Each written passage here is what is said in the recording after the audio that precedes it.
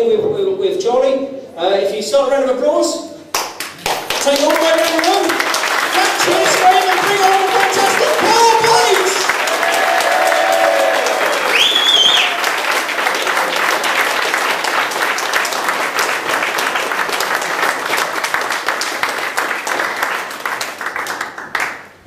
Evening one and all, how are we?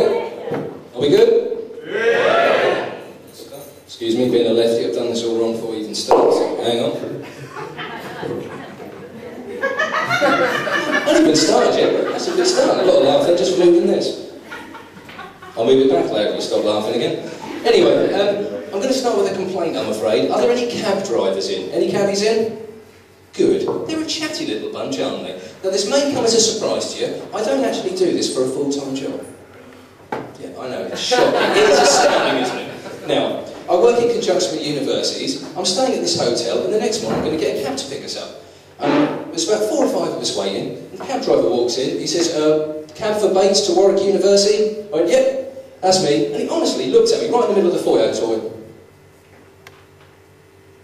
all right, mate. I said, you're all right, fella. He says, yeah, just from looking at you, I thought you'd been at that Take That concert last night at the Rico Arena and wanted to lift to the station. Fucking cheers, mate, thanks. This is in the middle of the hotel foyer. Everybody's just staring at me, like yourself, sort of going, yeah, I think he's got a point, to be honest with you. Yeah. This isn't a documentary, by the way. These are, yeah. Moving. Excuse me. Anyway, we got stuck in traffic for about half an hour, yep, and they had the travel news, which in Coventry is perfectly normal, unlike here.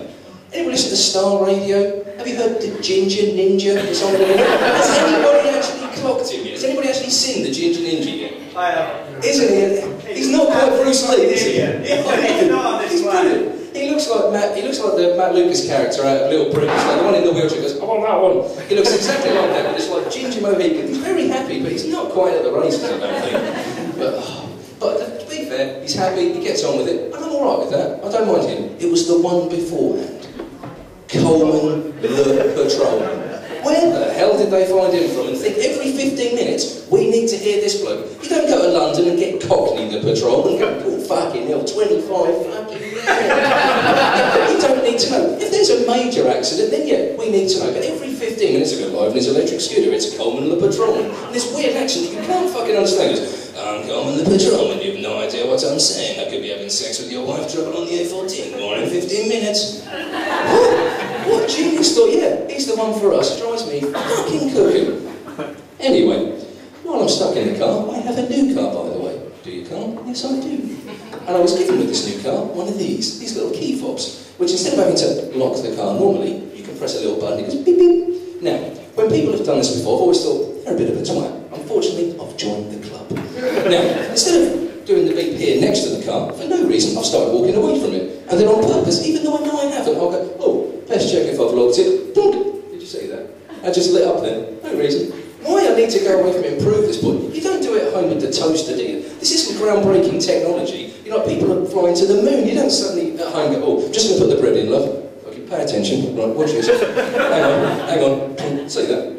Fucking toast come out. It's genius. Groundbreaking stuff. It's not brilliant, is it? Bloody daft. Anyway, I've started with a bit of a whinge. Let's talk about something positive. Me and my wife, we're expecting our first baby. To be fair, that's what I've always wanted. A round of applause from strangers for me having sex.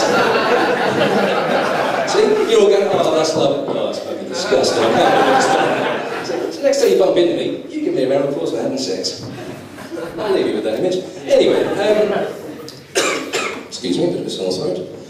People have said to me, this is my 3rd gig here, people say, how the hell did you come up with all this material? And this is all new stuff. And it apparently is amusing. And the easiest thing is, all you've got to do is open your eyes and ears. People say absolutely brilliant things. Absolute classic. About a month ago, when that woman, stroke bloke, stroke Drogba lookalike won the 800 metres, and she broke all the records saying, oh, is it a sex change? Wasn't it? I mean, it's just ridiculous in the first place. But they're going for it. Was it a sex change? Is she male? Is she female? Does she need a drugs test? So on and so on. And somebody said, oh, well, maybe she's a hermaphrodite. And somebody looked really confused. And for about a minute, just wasn't in the conversation. And suddenly come in and said, well, so what? She's a hermaphrodite. Her blood doesn't clot. Doesn't mean she's a chick. that's an haemophilia, you dick. Can you imagine him trying to work this out? He's like, hang on a minute, does that mean that in the home stretch, if it's a bit close, she's got to cut herself and work actually passes out before the finishing line, but she might be a bit flaky, so she can get every time? What sort of Olympics is this? I think it'd be quite funny, to be honest with you. Excuse me, I've got a terrible sore throat at the minute. Marvellous. As I'm coming in, nobody's seeing in front of me, I can actually have a drink. Now, the thing is, I mean, people talk about people's brains, about how they're so clever and intellectual, and now, to be fair, your brain is a mind-boggling thing, but it's definitely a blind spot, because you do stupid things. Perfect example, it's late at night, you sort of, well, better go to bed. Your brain tells you need to go upstairs. So upstairs you go, brain says, need to brush your teeth, job done, need to have a wash, do that, go into the bedroom, need to get undressed, need to get into bed, need to get comfy, done that. Ah, you need a piss. Now why the fuck, when you were in there, didn't you have a chat with the bladder? You went past the toilet, you saw it, and you never thought, shall we have a chat? Shall I ask you? No, we'll just carry on. We'll get into bed, and then you have to get out of bed, nice and cold, because you've got no clothes on, and go to the toilet. Thank you, brain. But an even better example of your brain being stupid, who's lost their mobile phone around the house before? Can't find it anywhere. So you use the landline to ring it up. So then you think, oh, I've left it in my coat. You go across to your coat, you pick it up and you go, oh, I've got a missed call. Who's that? It's fucking you! 5 strides ago. How the hell did you forget? No one was invited. You just suddenly, between the two, you fell on, and you're genuinely excited. You're like, oh, missed call.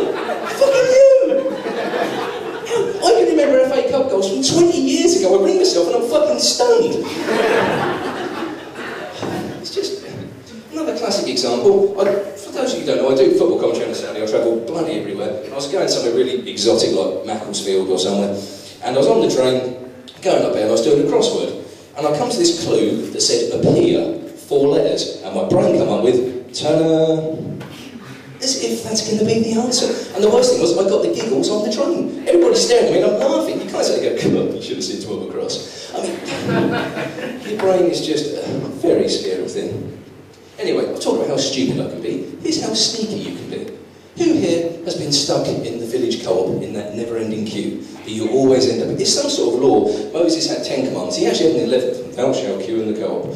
Because you cannot go in there without 6 or 7 queue. It's always the same. There's always 3 or 4 people stacking the shelves full of stuff you just don't want. You know, put Admiral's pie or something in the fridge. They've always got loads of that fucking disgusting stuff. Anyway, so they've got the bloke at the front, and you're always trying to eyeball him in the queue to say, fucking come on, fella. There's that little button next to you. If you just press that, the bell goes up and they'll come and help. And he's looking back at you going, no. I don't get paid much, fella. This could take a while. Beep, beep. And if there is a short queue, you think, brilliant, I'm in business.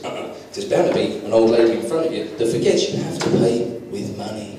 And so she'll be queuing, watching other people do this, and when she gets to the front, she'll suddenly go, oh, sorry, best have a 10-minute chat. And he, of course, he forgets, we'll fucking join in, and then we have on for ages. He's just driving you absolutely bananas. Now, finally, you get to the front of the queue. There's a queue forming behind you. Here's where you get your own back. Right.